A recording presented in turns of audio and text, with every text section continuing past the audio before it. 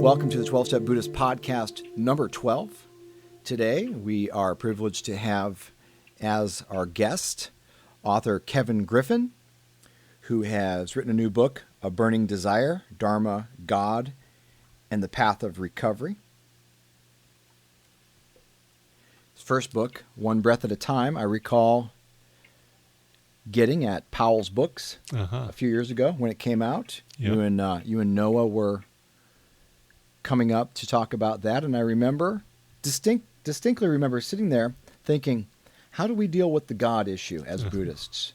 And I remember I asked the question. I asked you. I think Noah gave a little bit of an answer, and I remember thinking, I like how you're talking, and I bought the book and stuff. And a lot of people in recovery were talking about it at the time.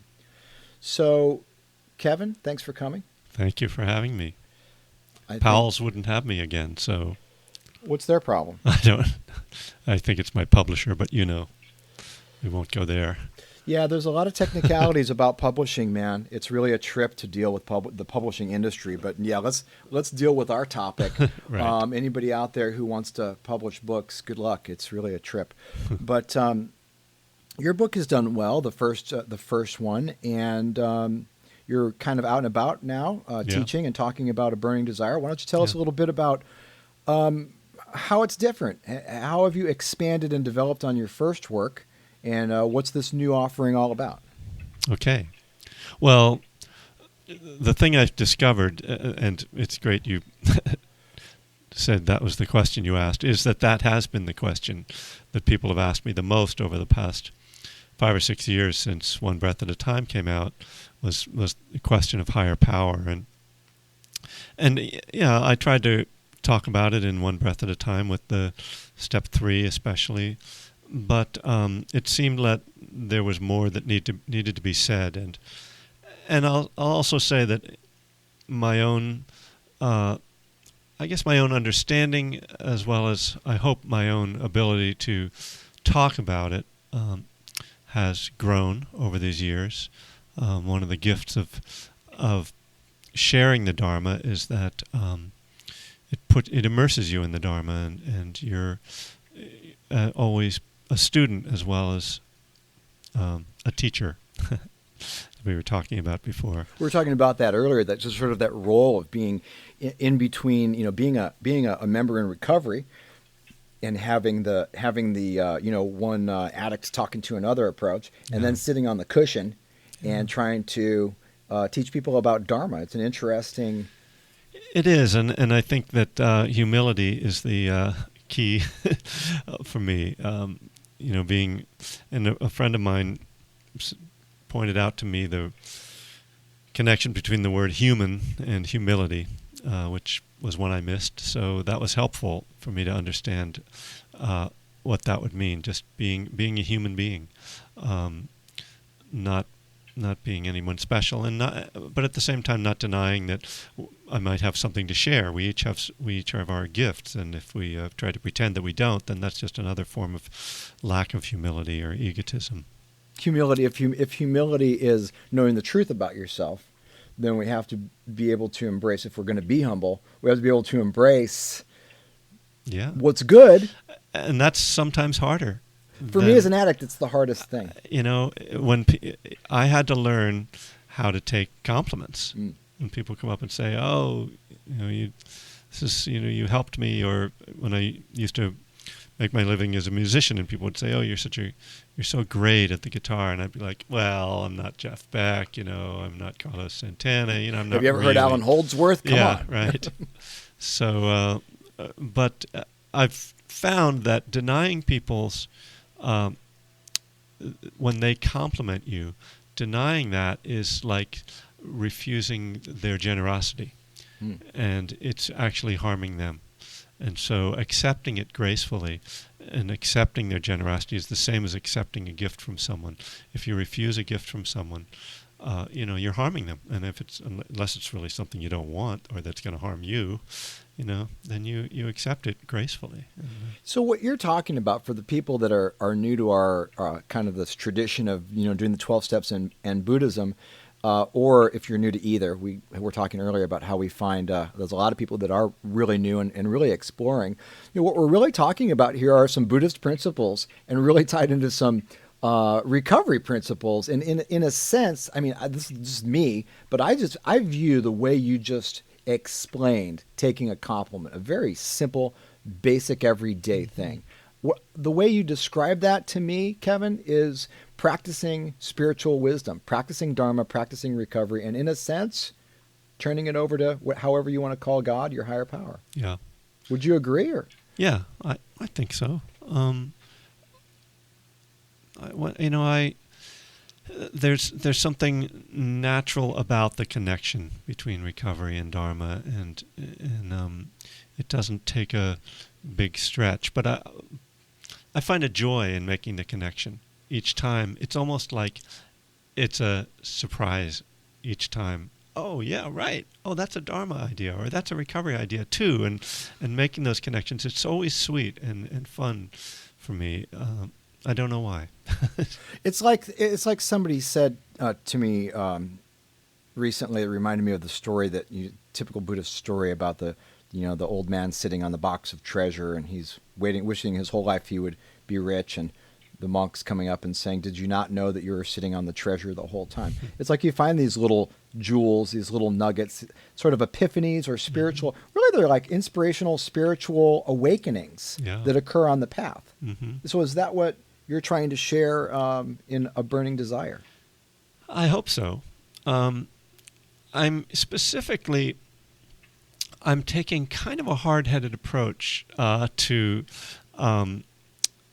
the question of what is God, because I do have this kind of deep understanding and faith, I would say, that the 12 steps are in harmony with the Dharma.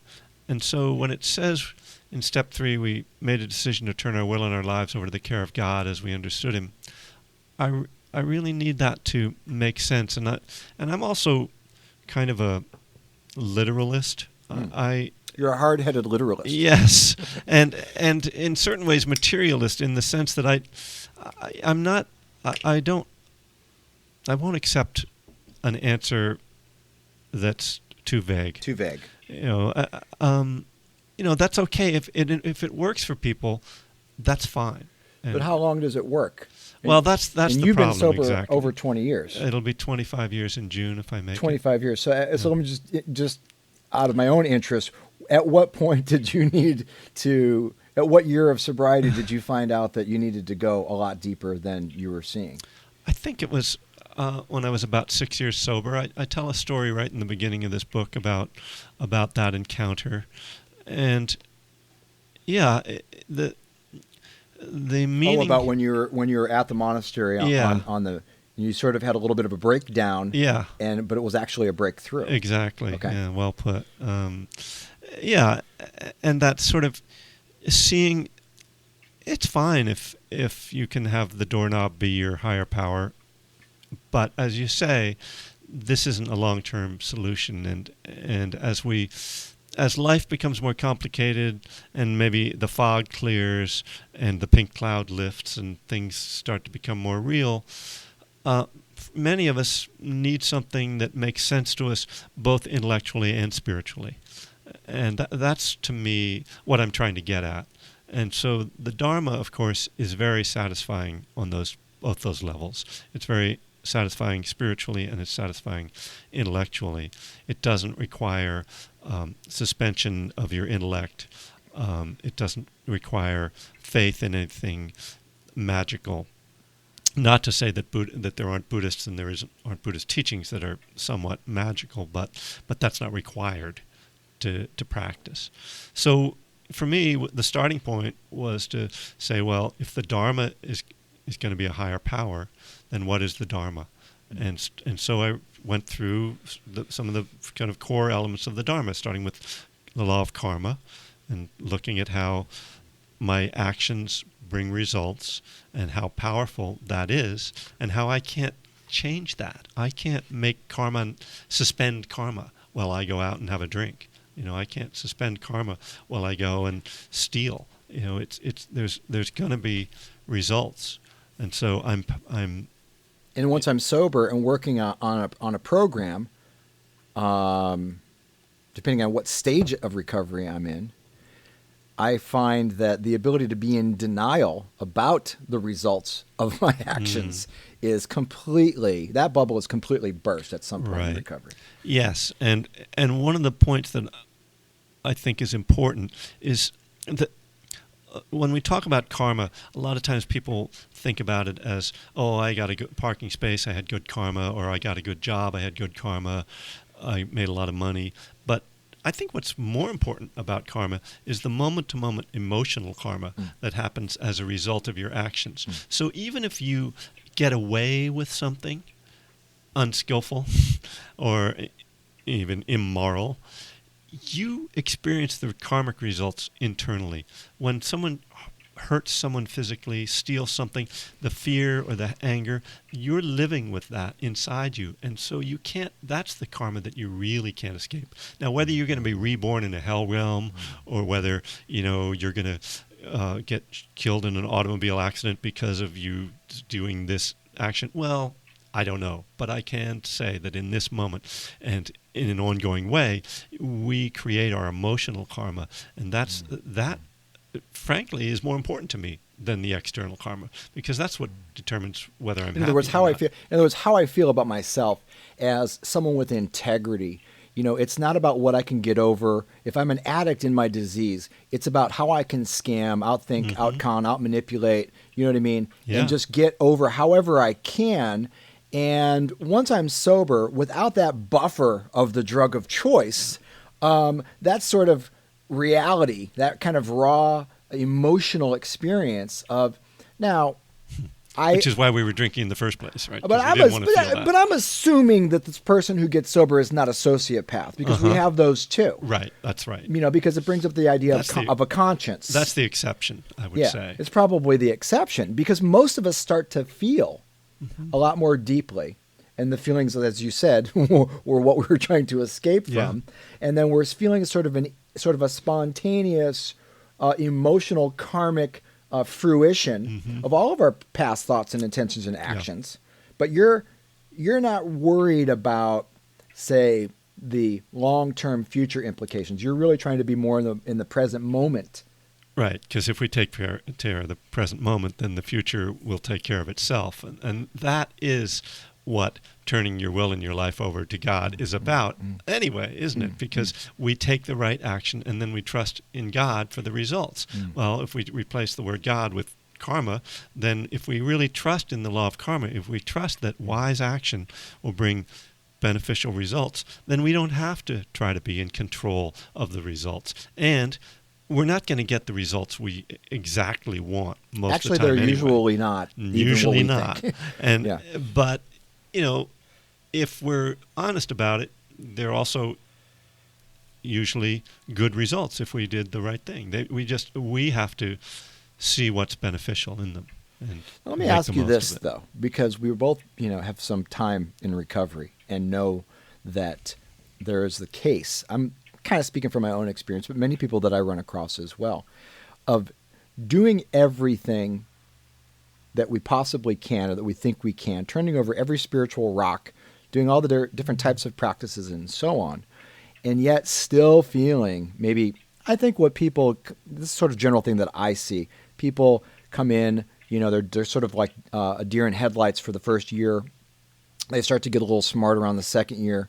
Somewhere around the third year, they know everything. We want to sponsor everybody. We want to tell, and then sort of reality sets in, along with kind of a long-term depression for a lot of us around 5 years, 8 years, 11 years, and that type, whatever for the individual.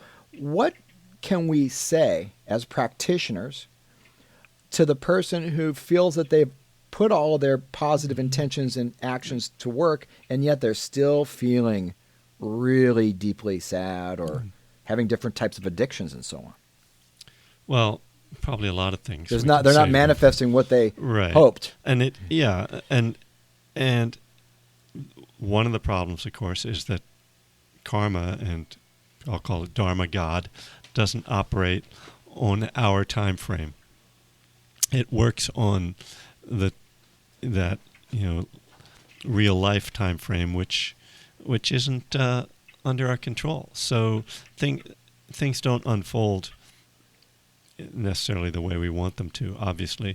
But what I think, one of the things that I always have to look at is the first noble truth, the truth of suffering. So suffering is an inherent part of life. It's not that we're going to get sober and never somehow suffer transcend again. Suffering. Yeah, and learning to live with that is part of maturity, of spiritual maturity and emotional maturity. Yeah, at the same time, I mean, I'm almost 25 years sober, and last year I had felt like a kind of a big breakthrough around some emotional stuff.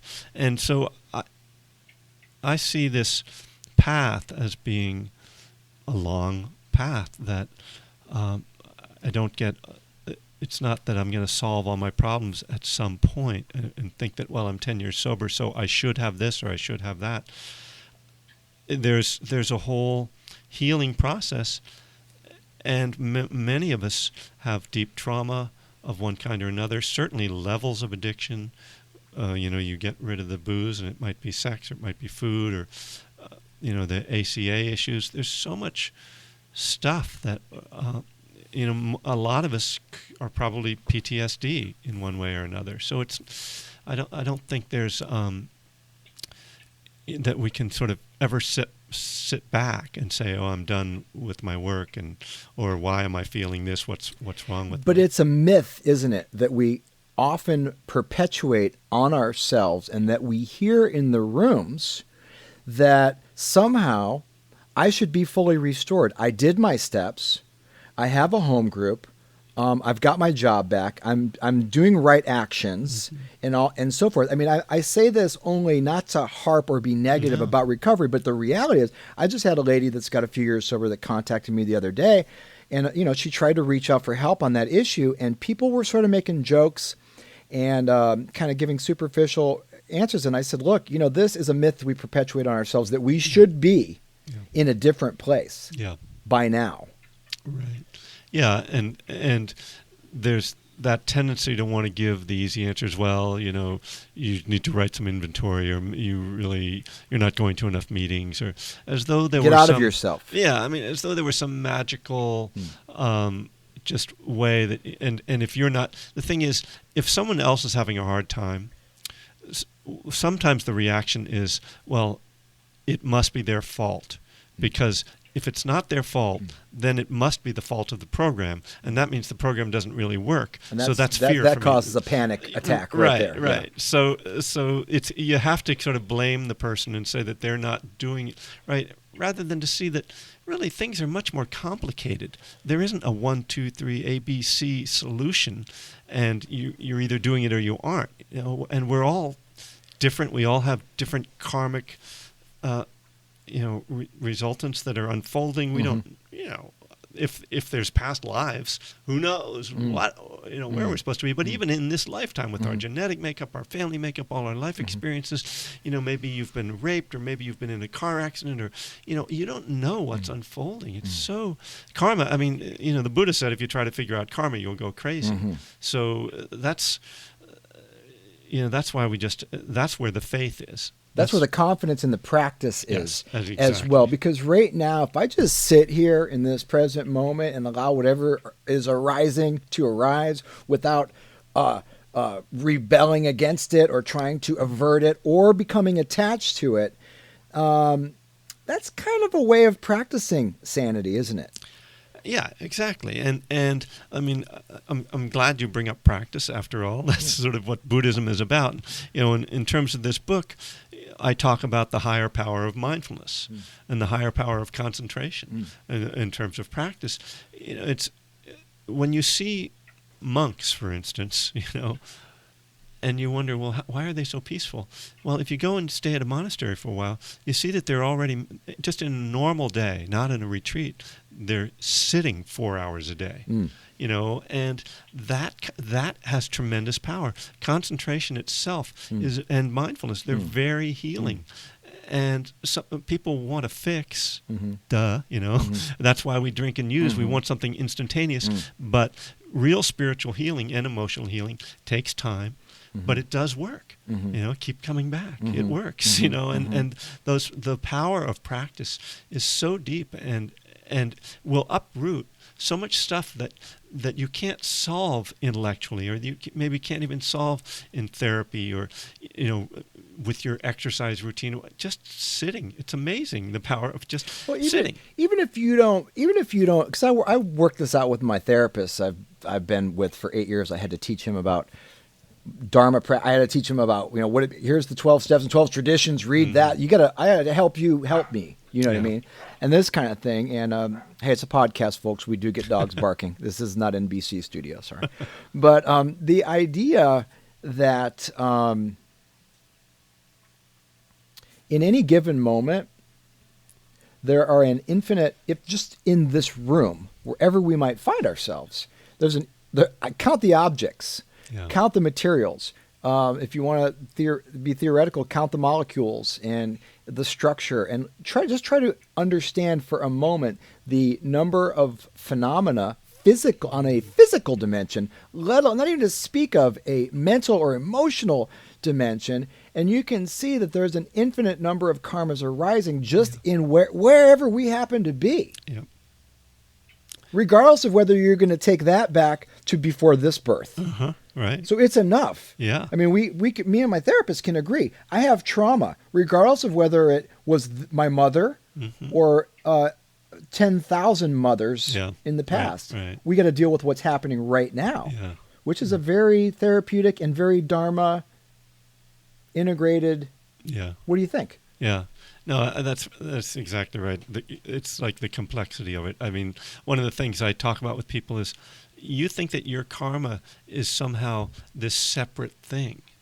And there's these billions of humans on the planet, that we know are creating, I don't know the other karma of other beings, but just humans. Our karma is all bumping into each other. I go out and I'm on the freeway and someone runs into me. That might not necessarily be the result of my karma, and it might be their karma. We're not separate, and it's the same thing. It's great talking about just all the objects around us. It's the world is very complex, and we try to simplify it and make ourselves. And this is a very Western idea that somehow I'm separate and I'm unique, so I'm just going to work on myself, and then once I solve my problems, then everything will be good in my life. It's like, that ain't really reality. And again, it ignores the first noble truth, that no matter how good your life is and how good your karma is, you're going to die. So the end of this story is always a tragedy. So unless you're fully enlightened, and then you're not going to be reborn. So you've solved the problem. And I mean, I guess one thing I thought of a second ago is that when you're talking about the practice of developing concentration, I think in the Theravadan tradition, you go through different jhanas, so to speak. Yeah. And how can you make practical sense to somebody who's really sort of maybe in their first month or first year of recovery, who wants to understand that there are ways to develop your concentration ability, just in the context that you're referring to it now, as a healing practice? What would you say? Do they have to be a monk and go stay in the monastery, or do they have to go on 10-day Vipassana retreats, or is there something else that they can work on right now today? Yeah. Well, certainly there is a benefit to taking a moment to breathe. And that benefit increases with the increased time you put into it. But many people have found that just by having a daily meditation practice of maybe 20 minutes, maybe 10 minutes if 20 is too long, that in itself can have a very beneficial effect. So I go into treatment centers and I teach mindfulness meditation, and I usually do about a 15-minute guided meditation where I'm guiding the whole time.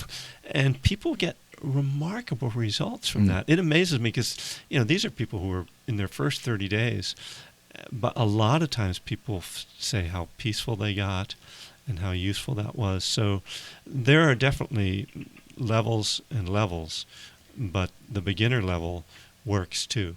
The beginner level does work. One time I did a little sort of impromptu workshop for a DUI class in Denver. And were you in the DUI? No. Oh. I was dropping in to do some other stuff at the bookstore there. And I think it was like the Boulder bookstore. And I dropped into this class and, I was really apprehensive because nobody wants to be there. Mm-hmm, right. And I'm not trying to preach or sell something, recovery or Dharma. Right. But I wanted to give them something. So I had to take it way, way down to an extremely basic level. Mm-hmm. But something amazing happened is that as I kind of talked them through that meditation that I was kind of making up on the spot, I looked at their faces. Every single person in the room, and these are people who have various degrees of, it's not my fault, the man got me, to this is my third DUI and I've got a manslaughter charge pending, kind of a thing. Yeah. Every single person in that room that normally the teacher of the workshop guy who normally does it says, most of the time they're all texting, they're sitting there, they're not paying attention. I told them from the beginning, I said, put your phone away and listen to me. And if you don't like it, you can leave and come back next time. Mm-hmm. And when we did this meditation, every single person's face softened. Yeah. And I was stunned that they were willing to do it, that they could do it, and that there was such a range of people's experiences or levels of willingness and recovery. Yeah. So the beginner, I think if put out properly with proper instruction, the beginner level definitely has immediate results. Yeah, and when I first tried to do that, I stumbled a few times trying to find that right level. And then once I found it, it's been really gratifying. It's something that I didn't think was going to be really was going to work or was really going to be worthwhile. But now, I do that on a regular basis, and it's sweet. It's challenging because you invariably run into some people who are really going to have a hard time with it, but most people really respond. Yeah, and I guess the big question that, I know you address constantly, but the one I always get, about how do you have a higher power in Buddhism? And I don't want to go to, say, for example, if you're a member of a particular 12-step program, you say, well, I don't want to go to that because I think it's Christian and I have... I don't believe in any of that. I'm an agnostic or I'm an atheist or whatever. Mm-hmm. And everybody wants to know how you deal with that. And I think what you're saying, I think I mentioned this in the 12-step Buddhist as well, is really kind of, look, surrendering to the process is surrender. Mm-hmm. Yeah. Practicing mindfulness to what arises is turning it over to a higher power. Yep. How would you expand on that? What else do you talk about in the book?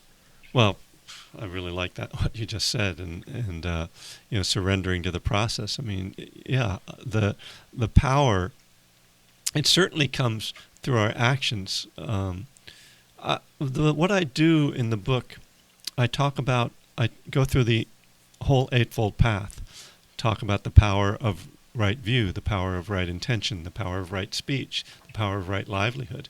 It's really fun. I set up this idea. I didn't have all these things worked out before writing it. I started to write it and realized, I have to talk about the power. Writing is a process. Yes, it is. It's a process I love, but asking myself, what is the power of right view, and trying to think about that. But I also go through the power of impermanence, the power of suffering, the power of not self, the three characteristics. And what's interesting is that, in Buddhism, the key moment is taking refuge, right? And this is the commitment you make to the path. And of course, taking refuge is the same thing as turning your will and your life over. You're going to the Buddha, Dharma, and Sangha as your protection. But what's implied in that is that I'm going to try to live in harmony with the Dharma. I'm going to try to live like a Buddha. I'm going to practice these principles in all my affairs. Exactly. So this is, again, where the connection is just so clear. It's perfectly clear. Yeah. It makes and we're taking sense. Refuge anyways. Yes, we're taking refuge in something. So you whether can take it's our refuge, ego, our attitude, our need to be right. Yeah, or in your iPhone, or your your the March Madness, or whatever you're. Wherever we focus our energy, wherever we focus our attention, that's where we're taking refuge. And I certainly don't claim to be someone who's perfected that by any means. I have my team in the NCAAs, but this is the reality. And mindfulness means that we notice, that we pay attention and see, where am I putting my energy? Yeah. Where's just the fact of noticing it. When I did some workshops with the kids in treatment, they were, some of them would go into a spiritual zone immediately and get kind of deep and say profound things. And which makes me think that they must have had past lives, because how do they have so much wisdom, And then others of them would say, "No, I'm ADD. I can't meditate. I couldn't meditate." And I'd say, "Well, why don't you describe to me what happened during that 5 minutes?" Right. And they'd say, "Well, this happened and that happened, and then my mind went like this and my mind went like that." And I said, "And you were aware of that and you were observing that process?" And they'd say, "Yeah." And I'd say, "And guess what? You were meditating." Yeah. And seeing that and being aware of that is the process. Well, and one of the first things that I usually explain to people, especially people who are really raw and new like that, is that when we say the word meditation, we get this image of something magical, some blissful state where there's no thoughts. We're blocking our thoughts. Yeah. And that simply is... It's not reality. It's not reality. From at least...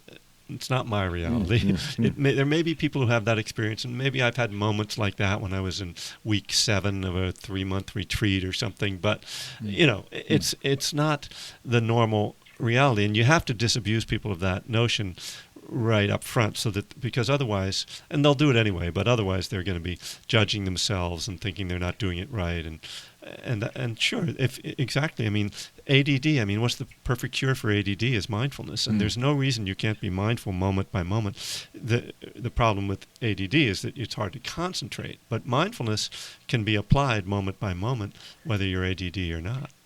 I think we're all ADD. Yeah. There's so many distractions. I think we're all addicts. There's so many attachments. It's just like you said a minute ago. It's just for us in recovery. I mean, I'm not trying to be righteous about it. I think it's a disease. It's a problem. It's a lot of suffering. But I think the Dharma teachings are just like instantly clear as an addict coming in. I certainly understand attachment at a level that it might take me three months of or week 7 of a 3-month retreat before I start to see my attachment. Yeah, that's right. Exactly. I think that people who have worked the steps have a real leg up on the typical Dharma practitioner. They understand the truth of suffering, they understand the cause of suffering, and they understand that living a moral life is the foundation ultimately for happiness and for spiritual awakening. And that's, right there, you're halfway there into the work. And now all you have to do is sit your butt down for a while, and you'll get the meditative benefits as well. We'll pause for just a moment right here while I really am so happy that you came over, Kevin, and I think that we could talk a lot for a long time about these topics, and I hope this is the beginning of a friendship, because I like you. I think you've got a lot of neat stuff to say, and I like your books, and thank you for starting the work that you did, which enabled guys like me as well to come and try to put our 2 cents in. That said, Kevin's about to go out and do his talk this evening here in Portland, and I just want to know if you have any closing thoughts for people out there. Definitely you can get A Burning Desire, Dharma, God, and the Path of Recovery at Amazon.com. For sure. We can visit you at KevinGriffin.net, not .com. Well, actually, I have .com. Oh, you have .com too? Okay. So, I'm covered. And I have a bunch of Dharma talks on there, and my schedule is on there. Well, the most important thing, as you know, is to practice. Books are, we can call them Dharma gates. At the Zen monastery this morning, they were talking about boundless Dharma gates. A book is a gateway into something, but people need to put down the book. They need to buy it and read it, and then put it down and practice and have these experiences for themselves. Yeah, there's a teacher that I like that says, as an intellectual, I had like 2 meters of books and I did about a centimeter of practice.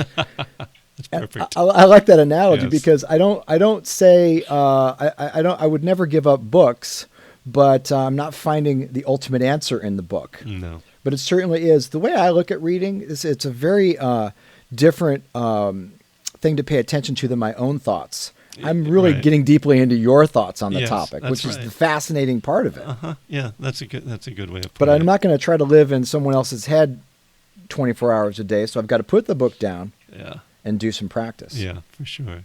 So, in any case, it's really great to meet you too, and I really appreciate being able to be on your podcast. And I'm going to link to it. Awesome. Well, I'll send you that link. Okay. You guys out there, keep coming back to the breath and meetings. Call your sponsor. Get a counselor if you need one. Take medication if you need it. Do what you've got to do. But don't forget, it's an integrated, interwoven path. It's not one thing over another. No one here is offering an alternative version. Right. We're just adding tools to deepen our own practice. Yeah. Fantastic.